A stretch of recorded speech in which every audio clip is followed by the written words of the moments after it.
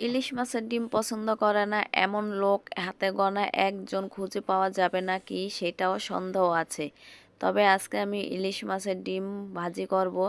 এটা খেতে এতটাই টেস্ট আর মজা হয়ে থাকে। কোন কোন আপুরা এইভাবে ইলিশ মাছের ডিম ভাজি করে খান আমাকে কিন্তু কমেন্টে জানিয়ে যাবেন।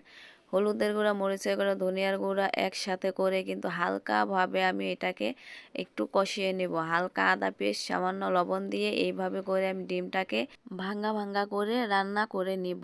তো কেমন হয়েছে এই ডিম রান্নাটা আমাকে জানিয়ে যাবেন। সামান্য পরিমাণের পানি দিয়ে এবার আমি হালকা একটু সিদ্ধ করে নিব, ঢাকনা দিয়ে ঢেকে দিব।